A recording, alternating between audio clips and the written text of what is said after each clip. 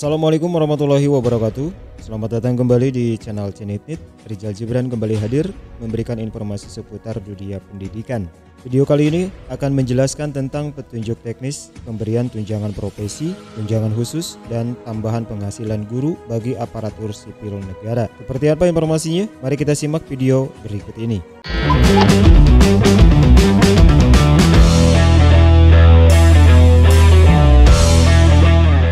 Bapak dan Ibu guru di setiap satuan pendidikan, Kemdikbudristek telah mengeluarkan Permendikbud nomor 4 tahun 2022 yang di dalamnya membahas tentang petunjuk teknis, pemberian tunjangan profesi, tunjangan khusus, dan juga tamsil guru bagi setiap daerah. Kemudian ada persyaratan yang harus dipenuhi bagi ASN yang ingin mendapatkan tunjangan tersebut. Kemudian ada jadwal pencairan yang akan disalurkan kepada setiap guru yang berhak mendapatkannya. Untuk lebih jelasnya mari kita simak dalam Permendikbud nomor 4 tahun 2022 ini. Di halaman pertama di sini terdapat seperti biasa ada penjelasan dan juga mengingat dan menimbang. Di bab pertama dalam hal ini menjelaskan tentang apa yang dimaksud dengan guru, kemudian juga apa yang dimaksud dengan ASN, kemudian juga data pokok pendidikan, NUPTK dan sebagainya. Tunjangan profesi ini diberikan kepada guru yang memiliki sertifikat pendidik sebagai penghargaan atas profesionalismenya. Tunjangan khusus diberikan kepada guru sebagai kompensasi atas kesulitan hidup yang dihadapi dalam melaksanakan tugas di daerah, serta tambahan penghasilan adalah jumlah uang yang diberikan kepada guru ASN di daerah yang belum memiliki sertifikat pendidik. Kemudian dalam penyalurannya sendiri, tunjangan profesi ini memiliki beberapa prinsip,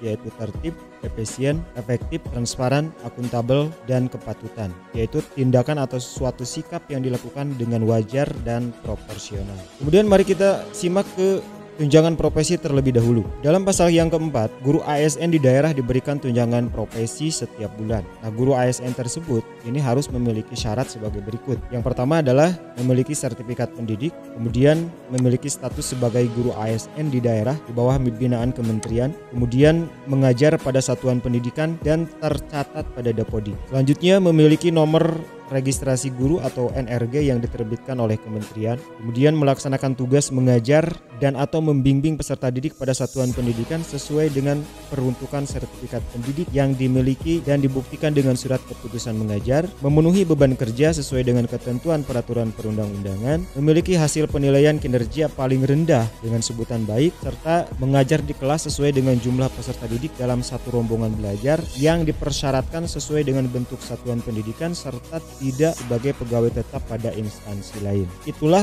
sederet syarat yang harus dipenuhi bagi guru ASN di daerah yang memang ingin mendapatkan tunjangan profesi. Mungkin Bapak dan Ibu yang selama ini sudah memiliki syarat-syarat tersebut memang tinggal mengajukan dan kemudian juga tinggal menunggu saja barangkali keputusannya. Tetapi bagi Bapak dan Ibu yang memang saat ini belum memiliki dan juga ingin memiliki tunjangan profesi, maka persyaratan-persyaratan tadi memang harus dipenuhi. Selanjutnya, persyaratan tadi ini dikecualikan bagi guru ASN di daerah yang ditugaskan sebagai kepala sekolah. Ya, jadi ada kewenangan ataupun juga ada kompensasi dari kementerian ketika ASN tersebut memang ditugaskan sebagai kepala sekolah. Persyaratan pemenuhan beban kerja. Di sini dijelaskan juga Bapak dan Ibu, guru ASN di daerah yang mengikuti pengembangan profesi berupa pendidikan dan pelatihan dengan lama pendidikan dan pelatihan selama 600 jam selama 3 bulan dan mendapat izin atau persetujuan dari pejabat pembina kepegawaian.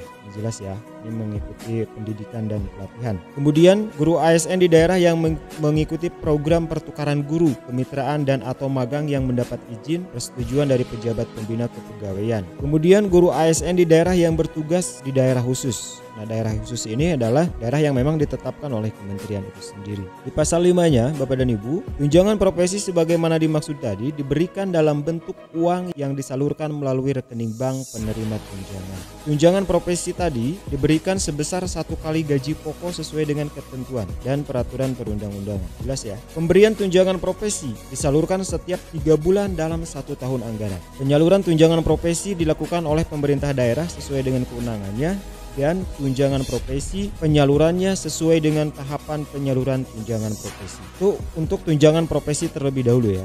Nah, kemudian untuk tunjangan khusus ini di dalam bab ketiga pasal ke-7, syarat-syaratnya adalah guru ASN di daerah yang ditugaskan di daerah khusus diberikan tunjangan khusus setiap bulan. Nah, tunjangan khusus tersebut diberikan kepada guru yang bersangkutan secara nyata melaksanakan tugas di daerah khusus. Kemudian juga guru ASN tadi yang menerima tunjangan khusus itu yang pertama harus memiliki status sebagai guru ASN di daerah, mengajar pada satuan pendidikan dan tercatat pada Dapodik, memenuhi beban kerja, memiliki NUPTK, melaksanakan tugas mengajar di satuan pendidikan pada daerah khusus yang dibuktikan dengan surat keputusan mengajar. Kemudian juga di pasal ke-8-nya, tunjangan khusus ini diberikan dalam bentuk uang yang disalurkan melalui rekening dan tunjangan khusus diberikan 1 kali gaji pokok sesuai dengan ketentuan peraturan perundang-undangan. Itu untuk tunjangan khususnya. Kemudian juga penyalurannya, tunjangan khusus itu disalurkan setiap 3 bulan dalam 1 tahun dan penyaluran tunjangan khusus ini dilakukan oleh pemerintah daerah, kemudian juga diberikan ataupun juga disalurkan sesuai dengan tahapan penyaluran tunjangan khusus. Kemudian di bab yang keempat,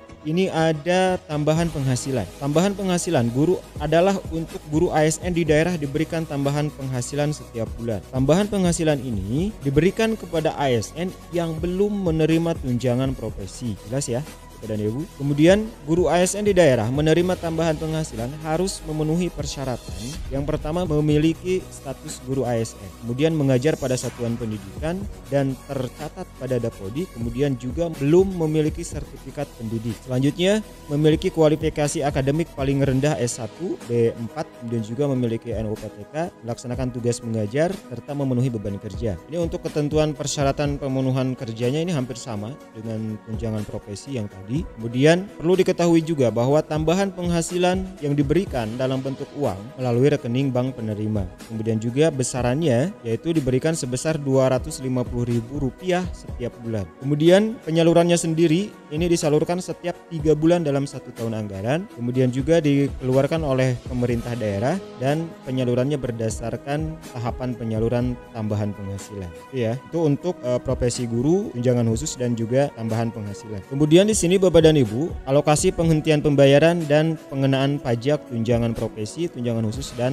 tambahan penghasilan. Alokasi tunjangan profesi, tunjangan khusus dan tambahan penghasilan di daerah ditetapkan setiap tahun anggaran. Alokasi sebagaimana dimaksud tadi ditetapkan sesuai dengan peraturan perundang-undangan. Guru ASN di daerah yang melaksanakan cuti sesuai dengan ketentuan peraturan perundang-undangan mengenai pelaksanaan cuti ASN tetap memperoleh tunjangan profesi, tunjangan khusus dan tambahan penghasilan. Nah, cuti yang dimaksud adalah cuti tahunan, kemudian cuti besar, cuti sakit, cuti melahirkan, cuti karena alasan penting dan cuti bersama. Ini cuti yang dimaksudnya ya. Selanjutnya, ketentuan penerimaan tunjangan profesi, tunjangan khusus dan tamsil sebagaimana dimaksud tadi dikecualikan bagi guru ASN di daerah yang melaksanakan cuti di luar tanggungan negara. Kemudian guru ASN di daerah yang melaksanakan cuti studi sesuai dengan peraturan perundang-undangan mengenai guru tetap memperoleh tunjangan profesi, tunsus dan tambahan penghasilan. Di pasal yang ke-16, pemerintah daerah bisa menghentikan pembayaran tunjangan profesi, tunsus dan